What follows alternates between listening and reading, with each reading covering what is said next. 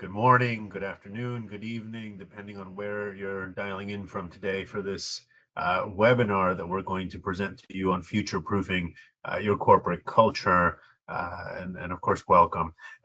Before we get started, because of course we have several people registered to this webinar, I wanted to just get a sense of where people are dialing in from. Just gives us a good idea of the context that people are living in, and a good idea of who we're talking to today, right? And maybe that'll help dictate some of the examples that we provide and things like that. So always helpful to have that sense. And for those of you who are not familiar with the GoToWebinar platform, I'll have a slide in a little bit where I show how to use it. But for now, you should see like a little box that has a question mark on it. So just click that and that'll allow you to submit your questions, and you can enter in your location through there. And I see a couple of people are writing in. It looks like we have a couple of people here in the US, somebody in France, somebody out west in San Francisco. So very good morning to you. That's very early. And a few others as well. Someone coming in from Campinas in Sao Paulo, Brazil. So welcome as well. Right. So good. It's nice global group. So what we'll do is we're going to get started slowly, right? As we know that that people are still joining and still logging on, but of course, I wanted to I'm very excited, right, to get started on this topic because it's incredibly timely, right? And it's deeply relevant to the challenges that many leaders and many HR professionals are facing today, and I shouldn't even say many, really all, right? Right now with the state of work, right, with new technologies like artificial intelligence, with the ongoing push for both hybrid work and virtual work and in office, depending on the company that you're in, right, and challenges around talent retention. There's a lot of movement right now in the workplace. There's a lot of change, and at the heart of all of that change, of course, is one key lever, right? One key lever that is often misunderstood, and that's corporate culture, right? And that's what we're going to explore today, is how culture, when it's made measurable, when it's made, when we're measuring the behaviors around it, how it becomes a powerful driver of performance, of alignment, and of retention. Right? And it goes beyond just being a value statement. And that's why we created the corporate culture index that we'll be talking about a little bit today as well. Right. But okay, enough preamble. Let me move forward and do some introductions. So first of all, I've got the pleasure of introducing Michael Schell, who's our Chief Executive Officer here at RW3 Culturewizard, and of course, one of the co-founders of the company, along with Charlene Solomon, some 25 years ago at this point. We'll talk a little bit about that in just a moment. I've also got on this call today Sean DeBerk, who is our Chief Learning Officer here at RW3, and he leads our strategy, content development, and delivery for the company's digital and facilitated learning, in addition to co-creating the framework and the methodology for the corporate culture solutions that we're going to be discussing today. We're also very excited to welcome Amy Voss, who is an executive advisor and cultural strategist with over 20 years experience aligning leaders, teams, and systems to build resilient, high-performing cultures. Amy was previously with PwC, and she'll be bringing a very unique perspective to this webinar. Will really guide us through some of the big picture aspects of framing the conversation around culture. And of course, I am Jorge Vargas, Chief Revenue Officer of RW3 Culturewizard. Those of you who come to these webinars often are probably familiar with my work, maybe unfortunately so. So I won't introduce myself much further than that. So again, it's a pleasure to have all of you here today, both the panelists, but also those of you who are listening in. Right, so welcome everybody. A couple more housekeeping things and then we'll get really flowing. So first of all, we are using the GoToWebinar platform, as you all, I'm sure, have realized. You'll notice, right, we have this questions ability here at the top, and so whenever you do have any questions or anything like that, please feel free to write that in through here. We will be reading them as we go, and those that we can incorporate into the conversation, we will do so. Otherwise, we'll wait until the end and answer those questions as well. Right, and then of course, we do recommend that you maximize the screen to avoid any distractions. We do also recommend, if you are having a hard time hearing us, you shouldn't, but if you are, feel free to disconnect from the default computer audio and dial in using a phone number, one of the listed phone numbers. That usually does have slightly better sound quality if the computer audio is giving you trouble. Usually it's just a network problem. And of course, this session is being recorded. All attendees will receive a copy of that recording within the next day or so, once the session is completed. And lastly, I wanted to introduce Culturewizard itself. Right, on today's webinar, we've got all kinds of folks, whether you are longtime clients and friends of Culturewizard, whether you're considering Culturewizard for your future needs, and even some people who may have never heard of Culturewizard before, right? And so we want to welcome all of you, and of course, explain to you a little bit about who we are and what we do. We essentially are in the business of helping companies to create strong, vibrant, and inclusive corporate cultures, and we do that using our online learning platform, with our award-winning courses and assessments, with our instructor-led training, which we can deliver both virtually and in person and in a variety of different formats, right, in our assessments that measure behavior, right, and are very powerful methods for understanding what's going on within your organization.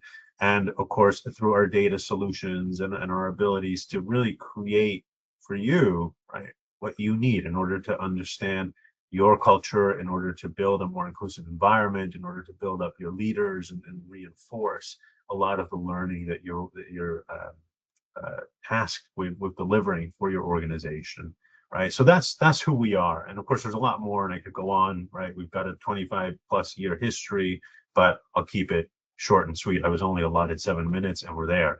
So I'm going to now pass off to Amy, who's actually going to speak to us a little bit about the state of work and really get us started today. So Amy, I yield the floor.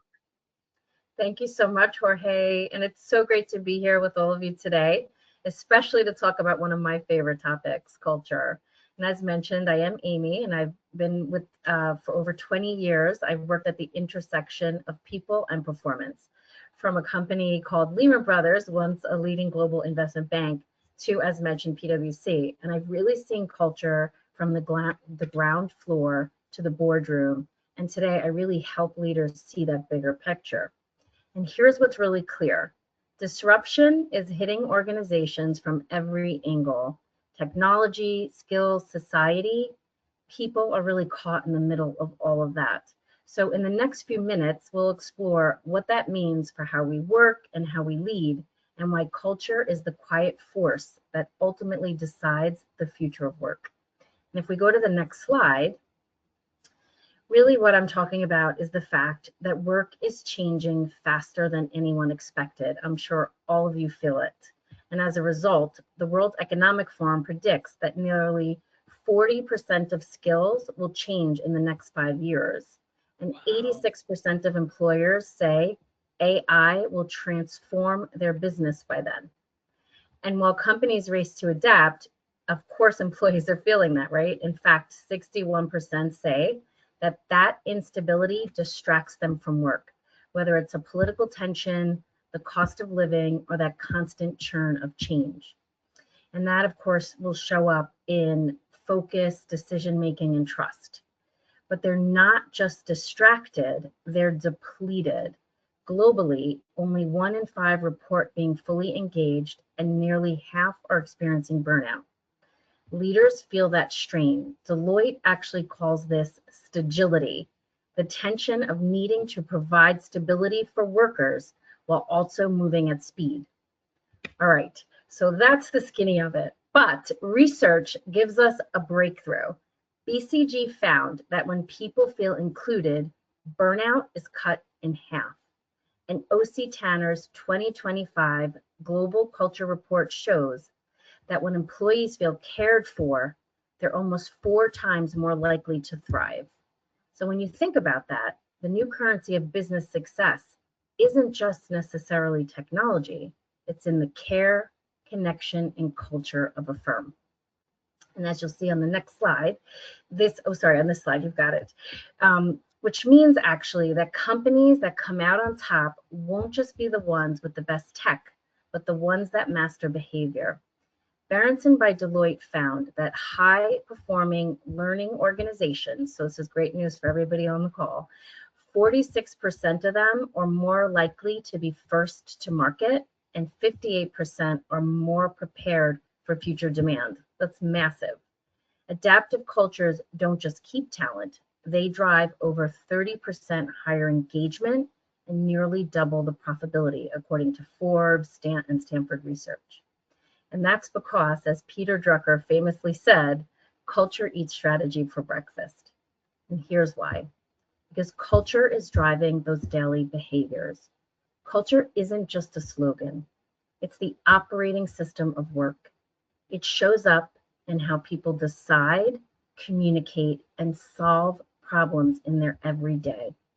So the real question isn't whether culture matters, it's whether your culture helps you adapt and evolve, or if it's quietly holding you back. And on this next slide, you'll see here a quote from Jonathan Westover. He's a leading culture researcher. And simply put, culture either fuels performance or quietly erodes it. And here's the catch. Most leaders assume they have the healthy version. In fact, though, RW3's research shows something different. Senior leaders are consistently overrating their culture, especially on things like empowerment, innovation, and respect. Meanwhile, employees experience something far less clear and aligned.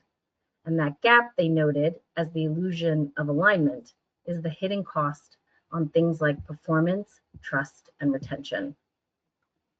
Next slide. And that's why culture can't just be talked about, as Jorge mentioned. It's got to be measured and you've got to act on it. And one of the reasons that I've loved working with RW3 is that they don't just talk about culture, they study it, and then they turn it into practical insights and solutions that can strengthen an organization's operating system. And out of all the research that they've done, they continue to build ways that make culture visible, measurable, and directly tied to those outcomes. And so with all of that said, what I'd love to do is go to the source and invite RW3's CEO, Mike Schell, into the discussion to share more on what he's seen. So hello, Mike, and welcome from London. I know you're in London right now. Hi, Amy, and thanks so much for being here and doing this. You know, for a long time, Amy, we have admired your work and are so delighted that you took the time to join us here with this talk today and share those insights. Fabulous. I'm so happy to be here. Thank you. So Mike, you've said the most powerful tool for culture change is recognizing that leaders and employees often see culture very differently, as I just kind of talked about. What made you first realize this gap, and how did that actually connect to the work you were already doing around inclusion and culture globally? Wow. Okay, so, you know, you mentioned it at the outset of the conversation. Culture is the human operating system of the company. We have the technology that operates the company, but culture is the way the company operates. Culture is, in fact, the way systems and societies operate. And that's what we've been teaching for ever and a half, that people are affected by their culture. They draw their culture reflects their values, their deeply seated beliefs, the things that are important to them. The manifestation of culture, the behaviors of culture, is the manifestation of those deeply held beliefs. And the same as that's true for national culture, it's also true for corporate cultures. Mm. And corporate culture is not an accident. It's constructed on the values and beliefs of the company. And the way we measured corporate culture in our assessments was to create a scale that integrated the values and mission statements and ethics of a company, of all companies. And we defined that into a series of measurable behaviors. So that's where we begin. We come at this from the study of culture, and corporate culture is kind of important in that. Uh, as we all mentioned here earlier, culture is also particularly important today because we are in not only a dramatically, rapidly changing environment, as you pointed out, but also in an entirely knowledge-based economy. And so everything is based on what we know. And our corporate cultures have to be structured so that they encourage people to share wisdom, that they create a comfortable human environment where people are comfortable sharing wisdom and sharing feelings and discovering and making observations and interacting with each other. And really, the kind of, Charlene mentioned this the other day in a conversation here in London, the PTSD that has followed COVID has made it even more difficult for people to be comfortably sharing and working with others. So the study of corporate culture, defining your corporate culture, understanding and measuring it has never been more important than it is today. So I don't know if that sets up your question, but that's kind of the way it responded to me.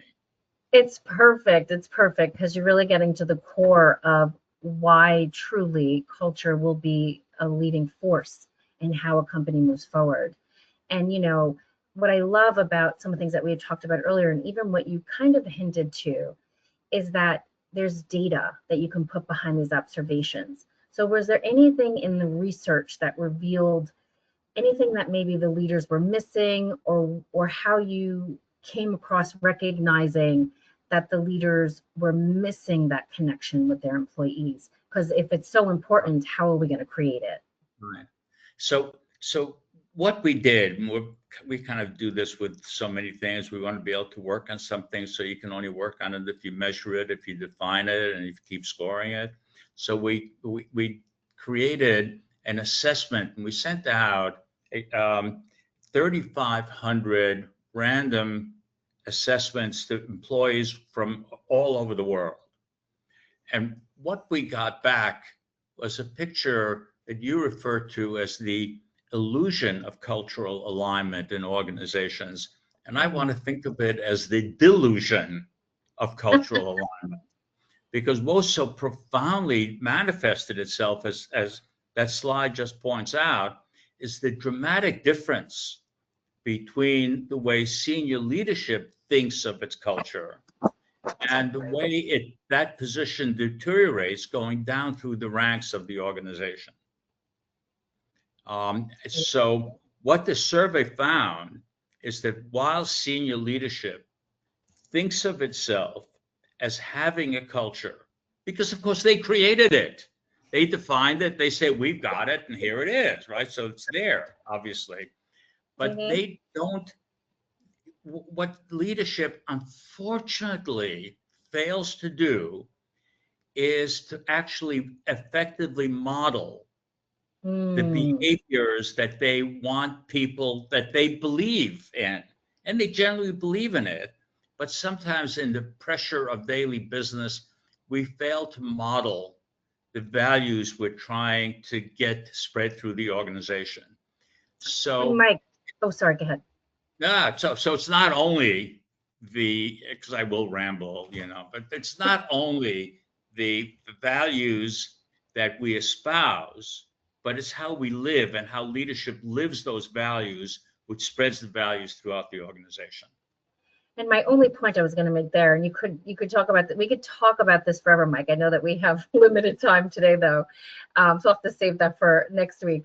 But just I wanted to touch on then, and just quickly, the flip side of that. When a company is getting it right, I know that some of the things that your research has pulled into is retention, onboarding, excellence. Even just in authentic leadership. Are you seeing, there's opportunity here, right? And some companies get it right. Is there anything you want to say about that? Oh, why ever. So there's a lot to be said about that. There's an awful lot to be said about that. So when this survey we did, the first survey we did, just pointed out this delusion of cultural alignment. We said, well, what does that mean to a company? And we did a follow-up survey. And the follow-up survey gave us some tremendously important insights. What we discovered is that the lack of cultural alignment results in far poorer retention in organizations. We defined what we call strong and weak cultures. Strong cultures were twice as likely to retain people for a long period of time. People in what we called weak cultures, they were twice as likely to have folks planning on leaving the company within a year.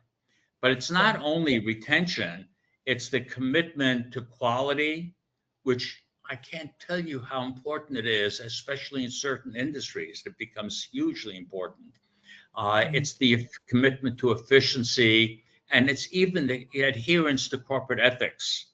So there's every behavior that has value in an organization is stronger from collaboration through teamwork. It's all stronger in companies that have strongly aligned corporate cultures. It's just so important. And I'm so happy we're leaving the comments on that higher note, because there's just so much to be seen in a really healthy culture. And I just want to thank you, Mike, for coming in, sharing all those insights, and for doing this work and continuing this work. And with that, we'd actually love to turn this over to Sean, who's going to ground this in a real world example, and actually something that you guys have already accomplished with the company. So with that, we'll turn it over to you, Sean. Thanks so much. Wonderful. Thank you, Amy. Thank you, Mike. Really nice to hear from both of you. And yeah, let's talk a little bit about a case study of our own here in our work with Technip Energies, which is not a household name, but it's a very large global technology and engineering company that designs and delivers some of the world's largest and most complex engineering and construction projects. In 2023, they determined it was critical to future-proof their global workforce of over 16,000 people spread out across 32 countries by building and enhancing skills for inclusive collaboration, for innovation and agility. And this decision represented a cultural shift that has been critical to their role as leaders of the energy transition.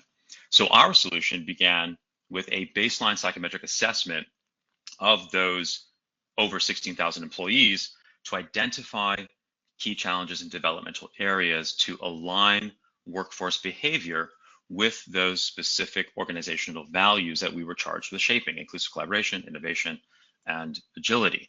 So with this data, we conducted a thorough needs analysis that resulted in what we call a mapping exercise, where we map the gaps between the data that we have on the workforce behavior and Technip's defined behavioral competencies and also their inclusion standards.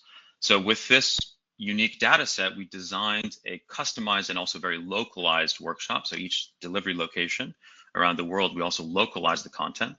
And we further tailored it through a series of executive interviews to clarify, learning needs and create those really relevant learning modules, again, to align behavior with the actual workforce and to help equip the workforce to continue to drive the behavioral and cultural change. So the workshops themselves are relying heavily on social and experiential learning. So participants are practicing with their peers these new behaviors throughout the course of a full day in-person workshop. And afterwards, participants receive a development planner that sort of is a roadmap that further reinforces what they learned. It takes them through a course of learning about 6 months long. And after that, we conduct a post-assessment to track behavioral change, to demonstrate the efficacy of the solution, and to provide evidence of ROI. And beyond that, another really important factor here in our solution is the design and delivery of a special workshop for a smaller cohort of what we call champions, mostly people from the people and culture team, whose job is to drive cultural change by advocating for inclusive collaboration in their day-to-day work.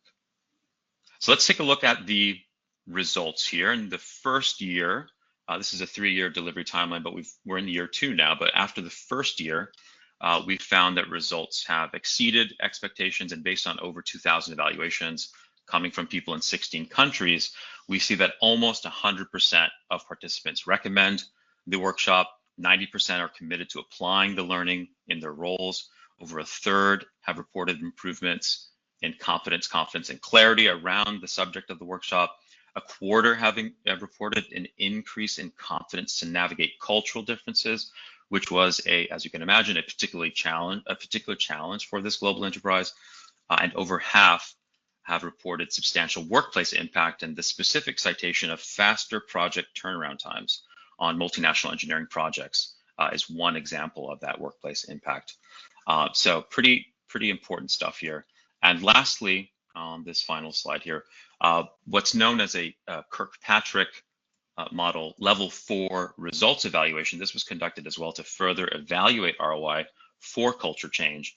And I just wanted to share this one statistic that reveals the extent to which the workshop influenced participants' understanding of Technip's organizational culture, because after all, that was part of the goal. And the results here show a clear uplift before and after attending the workshop, which suggests the solution has been effective in strengthening participants' strategic alignment. So it shows that they not only understand the organization's strategic direction, but they also feel confident in their grasp of the rationale behind it. Why is inclusive collaboration so important to achieving our mission? So the partnership between RW3 and Technip shows just how this customized data-driven learning experience focused on aligning behaviors to values can future-proof a workforce. It can drive innovation. It can support the transformation of organizational culture to achieve its mission, and in this case, for Technip, to engineer a sustainable future. So of course, if you would like more information on our work with Technip, we can share our case study. But hopefully that was clear. And if you have questions, we're going to have a Q&A at the end. But I think at this point, I will pass to Jorge to take a look at the broader range of solutions that we offer. Absolutely. Thank you, Sean. And by the way, I just want to say for those listening, Sean's really the one who spearheaded a lot of the work that we did with Technip. So we always want to take a moment to give him a big round of applause for the work that he and his team have done with Technip. But also, I saw a question come in asking, how did you do it, right? So we understand what you did, but how? So how did Sean do it? How did the rest of the Culturewizard team pull off this sort of engagement and get those results from a company, a big, large global company like Technip, with people all over the world, where we've had sessions in Colombia, in India, in the US, in Europe, right? It's not an easy thing to pull off. So that's where we have our distinct advantages, right? As Culturewizard, we have, as I mentioned at the start, right, this ability to provide online tailored training solutions, as well as the instructor-led options, right? All of our courses can be customized for the online platform, and of course our instructor-led sessions are always tailor-made, right, for each company's needs. We have this global network of over 200 facilitators worldwide in pretty much every major city. We've got someone, right, who can conduct these kinds of sessions in person if needed. Of course, underpinning all of it, right, are key assessments that measure behavior, that allow for actionable, or rather that provide actionable feedback and allow for individuals to make decisions, right, about their work style, about inclusiveness, about how they can improve and how they can shift the way that they do things depending on what they see there, and depending on the situations that they find themselves in. And then moving to a much larger level, we can, of course, take that information and provide a whole-scale picture for the organization. So you can see where the organization is on each one of these different assessments. And I'll get into that in just a moment, right? And we can, of course, measure all of this. We can measure growth. We can measure changes as a result of all of this learning.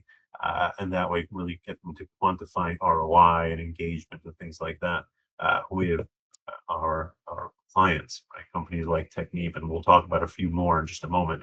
And we do all this through a very straightforward 5-step process, right? Step one, of course, we assess, we identify what the gaps are between a company's stated values and then the actual behaviors that are exhibited and the experiences that are lived.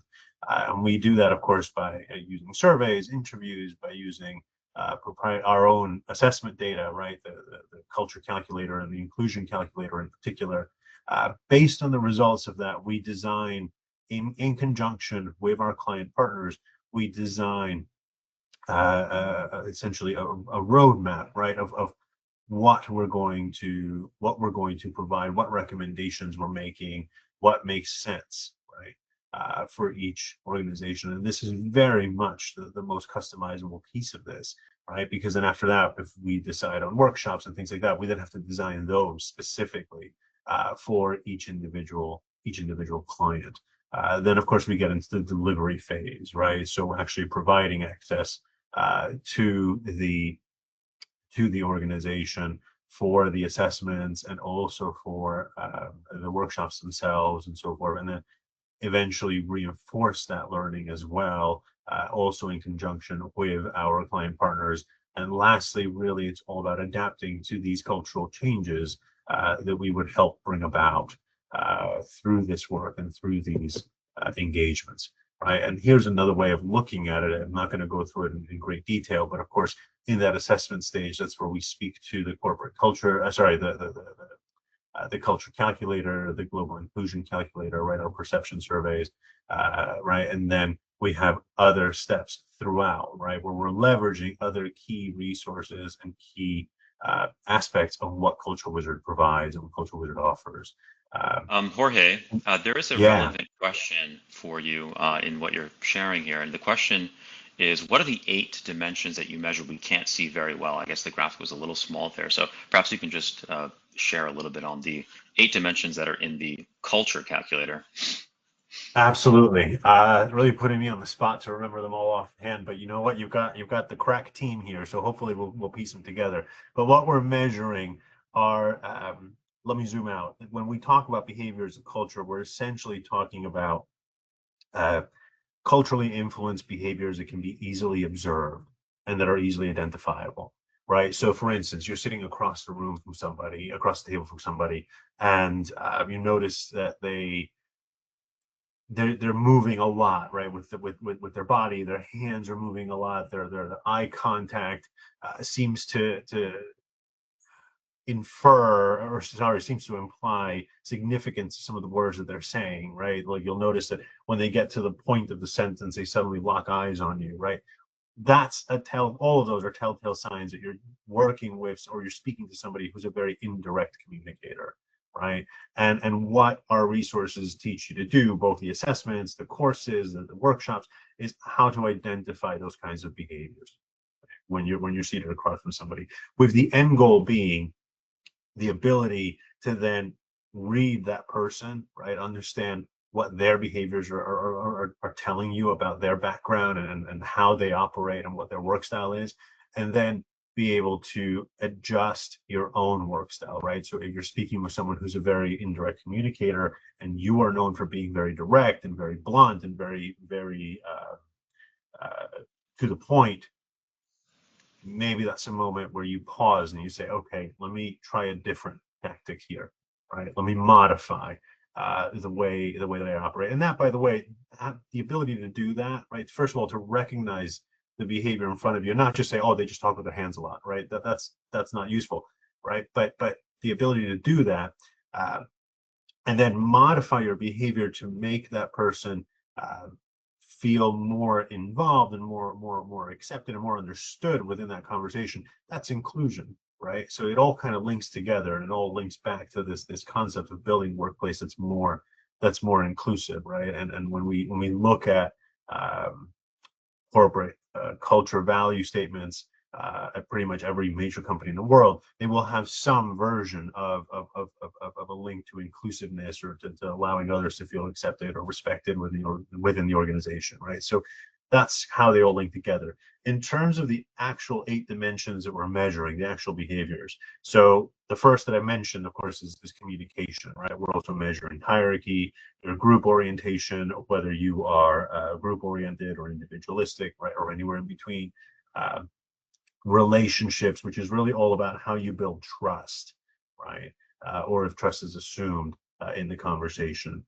Formality, right? Time, right? Your sense of time, is it fluid or is it more fixed? That gets us to 6. Let's see if I can pull these last 2 out of memory. We also have our motivation dimension, right? So what motivates you? Is it prestige and career growth, or is it more about work-life balance?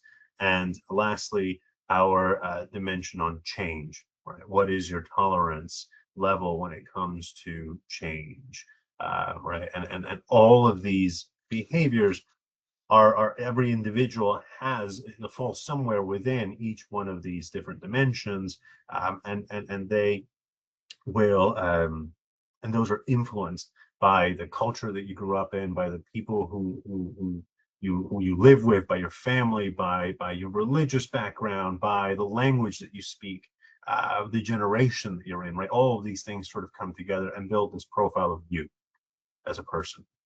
Right? And when it comes to the culture calculator, what we teach, and when it comes to the global mindset model, which is really underpinning all of this, what we teach, of course, is that each individual is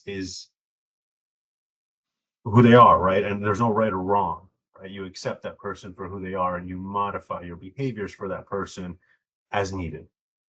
And that's really what that's all about. So anyway, I'm very proud of myself for remembering all 8 of the dimensions. There was a moment there where I almost forgot to change one, but thank you so much for your question. It's a great question.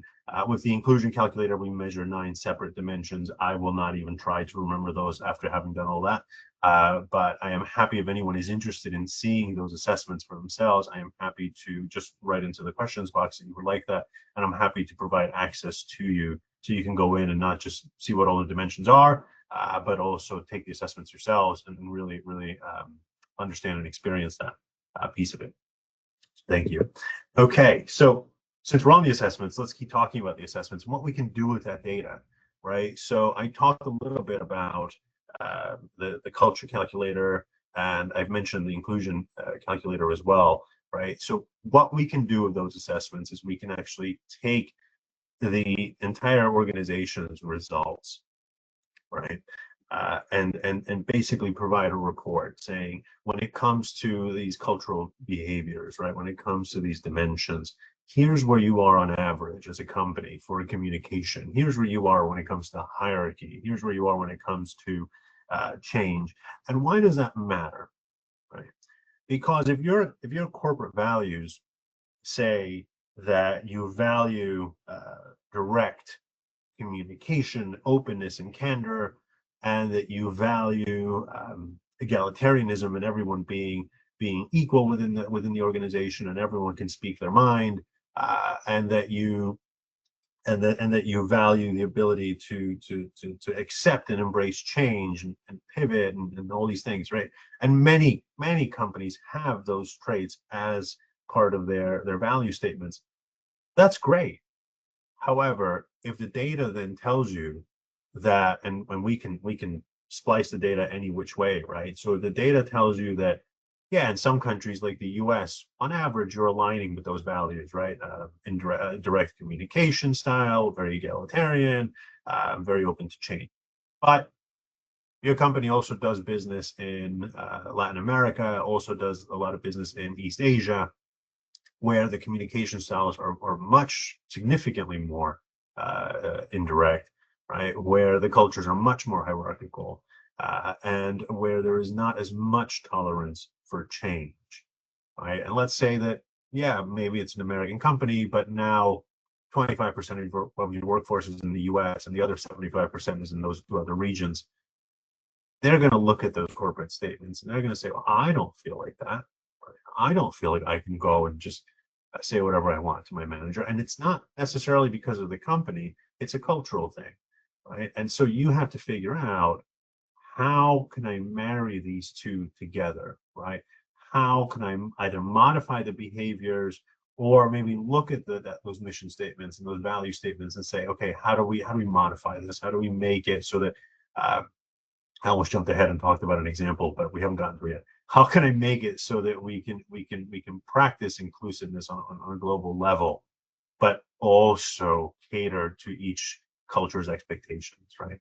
That's really the value of this work. And so on the slide here, I've got a whole bunch of stuff about ROI and L&D and so forth. And that's essentially what we're doing, right? But really, there's a bigger picture to it, and that's what we can do with this data, is we can provide that level of insight for leaders, right? And of course, we have the Culturewizard learning platform. We have our facilitator network that's very strong, right? And we use both of those to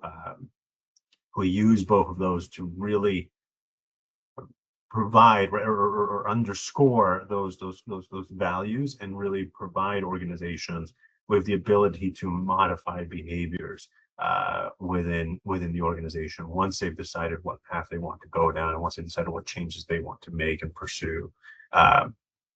Right. So, having said that, I just wanted to call out because I just saw a comment come in from someone who says who's taken the assessment, the culture calculator, and loves how the culture calculator isn't really focusing on a country response, but on an individual response, right? It also allows, and I promise this is not someone who we planted in the audience, it also makes the results visual to support rapid understanding and has the power of creating this visualization for a team, right? Something I haven't mentioned is that we have that ability, right? So that individuals can see where they're similar and where they are different, right? So a powerful place from which to build a game plan and then learn how to improve how we work.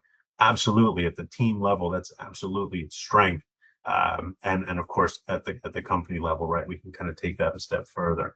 So let me move forward, though, and talk a little bit about some other case studies. I'm not going to go into all of them in any great detail, but just to let you know that we've had these engagements, not just with companies like Technique, but also companies like Disney, who came to us saying, we were developing this theme park in Shanghai, and we would like to build something that is, and these are their words, authentically Disney and distinctly Chinese.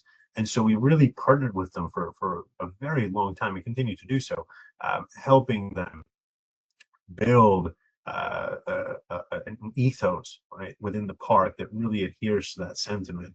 Another company that I almost jumped at the example before having given it is Ansel, right, where they said to us, we have this global inclusion initiative, but we're a big global company and every culture is different. So we need a nuanced approach. And we were able to help them with that using a process not too similar from what I've just described. And lastly, I'll highlight Pfizer, right, which came to us looking for help within the Asian American community in the US state of California. And we were able to build a series of workshops that, per Pfizer's own research, right, this wasn't our number, per Pfizer's own research, resulted in a $7 ROI for every dollar spent on Culturewizard, right, which is really a fantastic metric. So wanted to give you that sense of how this can operate in a variety of different needs and circumstances and different types of companies and industries. For those of you who are interested, of course, you should write into the questions box you would like trial access, but more importantly, you'd like to talk, right, about different challenges that you might have internally. And someone else actually just wrote in saying that they love seeing Disney Shanghai highlighted as this person was part of that process and wants to thank us for the help in providing that awareness. So that's actually amazing. So thank you. And lastly, now I'm going to, I know I've almost run out the clock, and my apologies, but and the questions have come in. But if there are any other questions, we did want to take a moment here for some Q&A, and I invite my co-panelists to turn their cameras back on and jump back into the conversation as questions come in. Let me just read here, right? So, okay, I've got one that's coming in on what differentiates your approach in comparison with other organizational culture change vendors and providers. It's a great question. I don't know if anyone wants to take it, or else I'm happy to. I think there are a number of factors that differentiate our approach. The one that I'll highlight, and I welcome my co-panelists to jump in with any others that come to mind, but the one that I'd like to highlight is our experience working in a global environment with global organizations.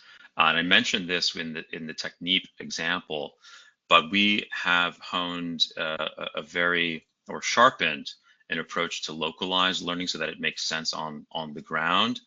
And we often find ourselves operating from the perspective of globally consistent, locally relevant when we work with our clients, so that the learning, again, is relevant and resonates with people based on the cultural value system nationally, regionally, at the city level, above and beyond the organizational culture. So syncing the two is really critical and has been critical to our success. And of course, as always, the unique thing is that we're measuring behavior psychometrically in order to determine how to turn the dial up or down on the behaviors that we know are going to lead to the embodiment of the organizational value. So that's the surefire way, tried and true way that we go about doing our business. So that's what I'll add. And if it's okay, Jorge and Sean, I just would love to add too that when we think about the future around things, data is currency, really, when you think about it, right? Mike talked about knowledge and, having knowledge and things. And one of the things that I'm continuously impressed by is your level of information that you've gathered throughout the years. So you've got extensive knowledge and research and data to back up anything that you're actually putting out there. And that's just critically important because it's not just within one country, you've got it across the globe.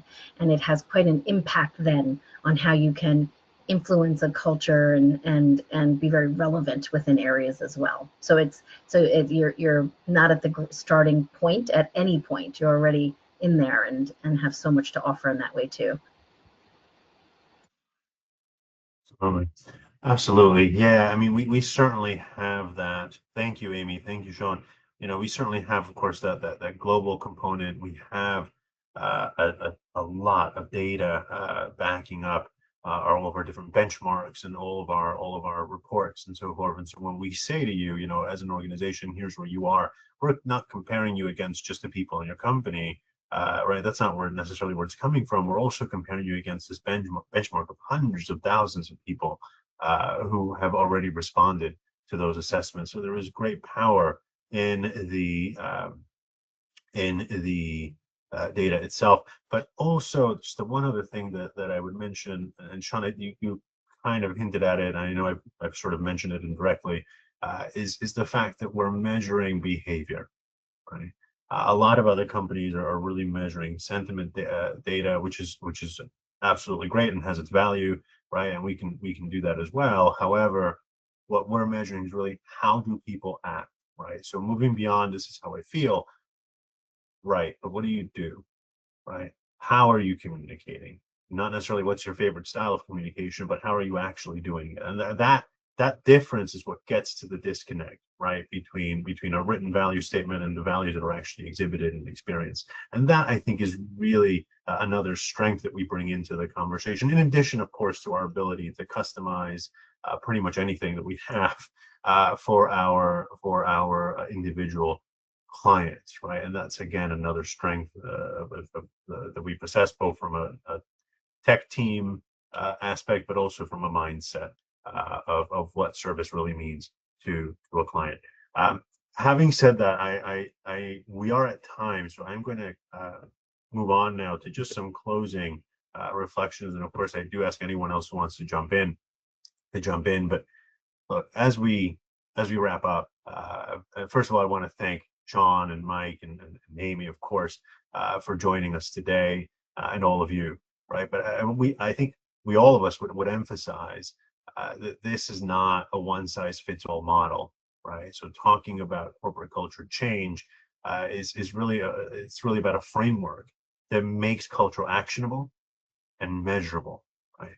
And it makes it adaptable, or rather, it's a process that is adaptable to any organization that is navigating a world which is changing frequently, right? And amidst the disruption, right? The ability to measure and to activate culture is what keeps organizations resilient.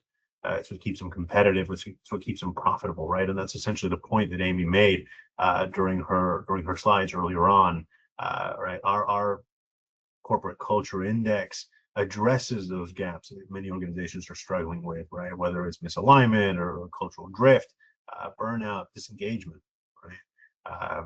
So the key takeaway, I think, having said all that, the key takeaway is really that culture is not separate from performance, right? It's the system underneath it.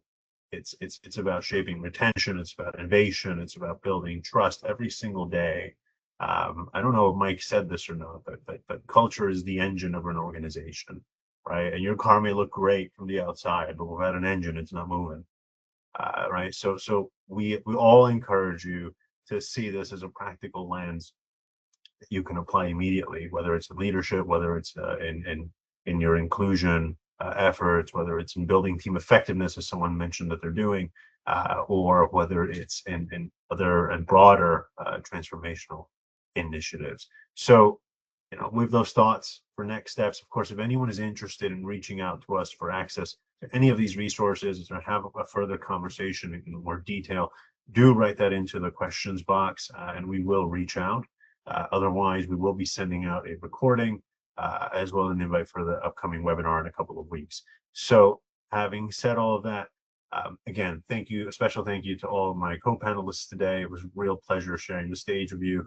And for everyone in attendance, thank you very much for your time and for your ears. And I hope you all have a wonderful rest of your day or evening, as depending on where you are. Thank you, everyone. A pleasure to connect today. Thank you. Wonderful to be here.